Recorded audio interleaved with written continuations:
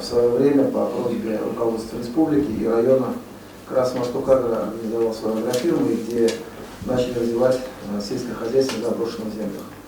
Şehirde tuğu bitse de oğul hujalığı temasını yakın etken депутат Айрат Хайруллин saylovchilar bilan uchrashuvi neftchilardan başlay. Deputat Devlet Dumasının agrar meseleler boyunca komiteti reisinin birinchi o'rinbosari, shunga da silashuv oğul hujalığı tarmog'ina qo'g'ilishdi. Respublikada neft ham neft ximiyasi olg'a ketgan, ammo Rossiyada oğul hujalığını ko'taruv bek muhim deydi Айрат Хайруллин. 750 рублей. Вот.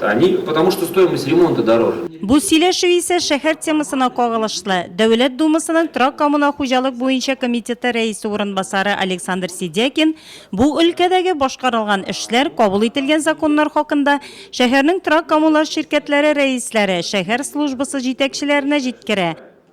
Команда президента.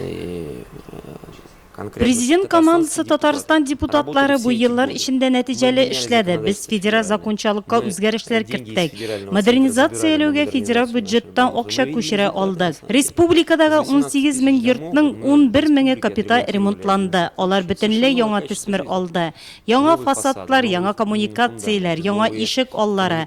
Bular barisida sistemali komanda bo'ludi. Trak kommunal xo'jaligi o'zgari ham Tatariston komandasi kuchlangandan kuchlana Şul isepten nurlattılarda. Uchrashuvga keluvchilarning Trak kommunal xo'jaligi temasini so'rovlari shokdi. Ular yozma ravishda ham tildan da berildi.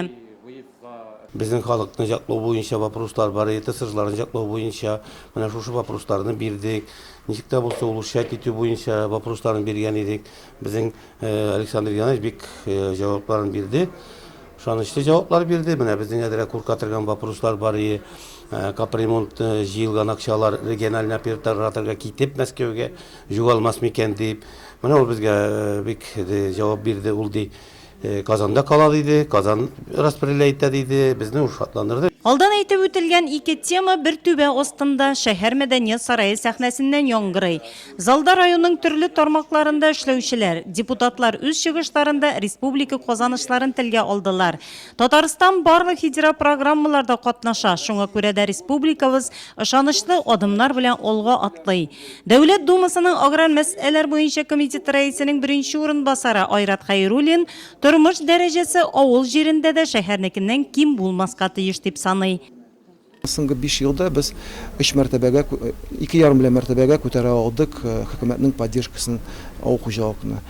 11 елда безнең 112 миллиард булды хөкүмәтнең поддержка авыл хуҗалыгына. Бу ел biz 237-не җаптык. Но безнең зур шундый Россия дәүләткә минемчә минимум 600 миллиард сум поддержка булырга тиеш. Без шуны хәзер этеп барабыз инде ул проблеманы. Безнең задача авыл хуҗалыгының доходларын күтәрергә. Айрат Хайруллинга Кызыл Шәрик җәмгыятенә караган авылларда яшәүчеләр пай җирләрен рәсмиләштерү буенча үз сорауларын да җиткерде. Депутат сорауларны чишәргә ярдәм итәргә тырышачагын әйтте.